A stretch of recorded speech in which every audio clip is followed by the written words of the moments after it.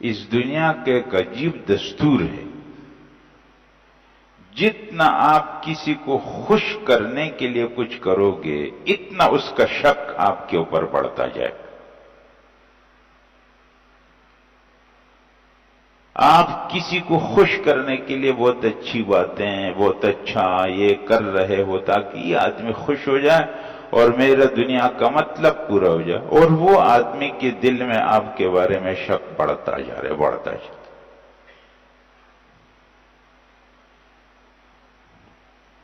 اور جب آپ مستغنی ہو کر کھرے بن کر کے جو حقیقت ہے وہ کرو، جو جھوٹ ہے اس سے بچو، کوئی خوش ہوتا ہے اللہ کرے خوش ہو جائے، اور اگر خوش نہیں ہوتا ہے تو نہ خوش ہو جائے، میں کیا کر سکتا ہوں۔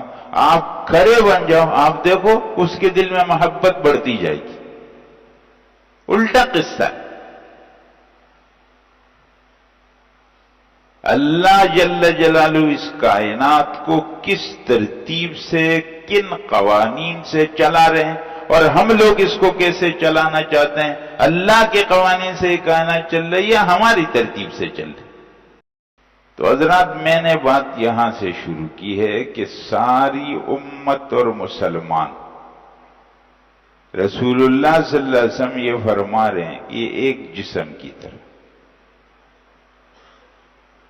جب بھی کہیں تکلیف ہو جائے تو کنارے میں بیٹھ کر کے تماشائی بن کر کے اس کا تماشا مت کرو، کیا کر سکتے ہو کرو۔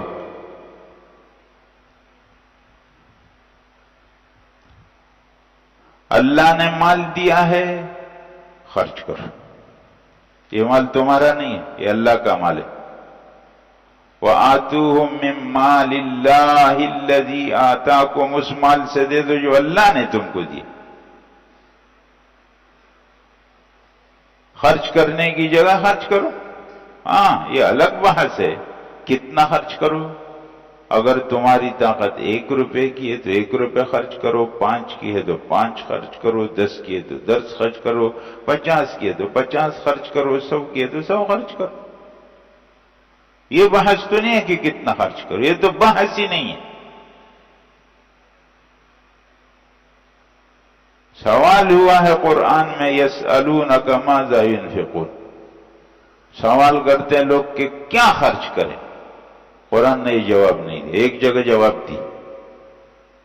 سوال کرتے ہیں لوگ کہ کیا خرچ کرے، فرمایا قل العفو، جو تمہاری ضرورت سے زیادہ ہے خرچ کرو۔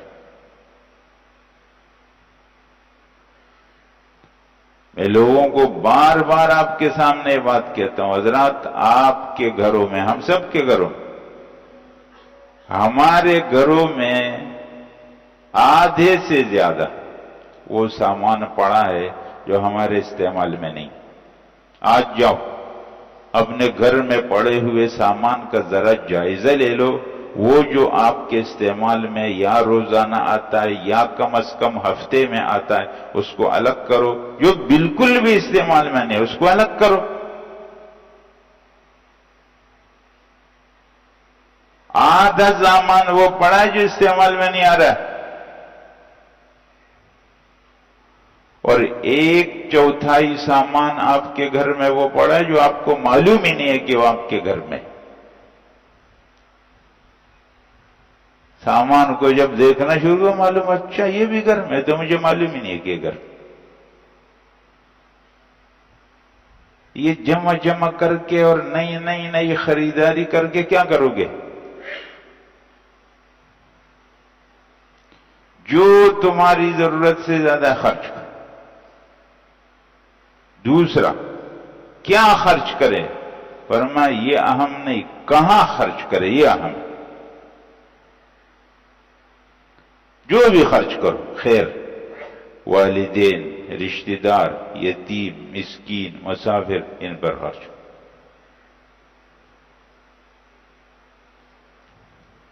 خرچ کرنے کی عادت ڈالو۔ حضرات تقریریں ہماری بہت ہوتی ہیں، بس ہم سننے اور سنانا کے عادی ہو گئے۔ میں یہ چاہتا ہوں کہ یہ محلہ ہے اور یہ اس محلے کی مسجد ہے حضرت. یہ مسجد اس پورے محلے کی بلکہ اس پوری امت کی مسجد ہے. اور یہ مدرسہ اس محلے کا بلکہ پوری امت کا مدرسہ.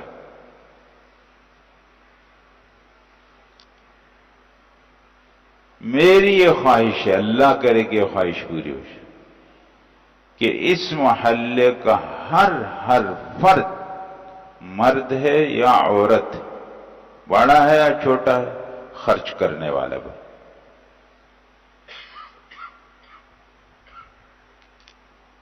اور اس کا بہت آسان طریقہ آپ کو بتاتا ہوں. طریقہ سن لو حضرات. طریقہ کیا ہے؟ اپنے گھروں کے اندر ایک ڈبہ رکھو، صدقہ فنڈ بنا، اور روزانہ کی بنیاد پر اس میں تھوڑا تھوڑا ڈال. آپ کے ساتھ کوئی اچھا واقعہ ہو گیا، بطور شکر اس میں ڈال. آپ کسی مصیبت سے بچ گئے، اس میں ڈال دو. صدقہ یہ مصیبتوں کے راستے میں ہی رکاوٹ ہوا. صدقہ یہ بیماریوں کا انتہائی مؤثر علاج. آپ کو معلوم ہے حضرات، ایسی بیماریاں کہ ڈاکٹروں نے علاج دے دیا کہ ہمارے پاس اس کا کوئی علاج نہیں، ہمیں نہیں سمجھ میں آ رہا، اور حضرات خفیہ طریقے سے صدقہ دیا اور اللہ نے بیماری ٹھیک.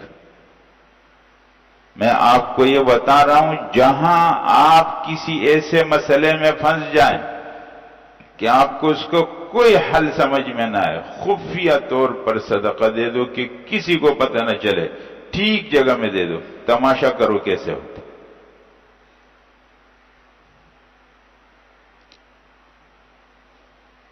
صدقے میں اس بات سے مت ڈرو کہ تھوڑا ہے زیادہ ہے. اللہ کو ہمارے نہ زیادہ کی ضرورت ہے نہ تھوڑے کی ضرورت.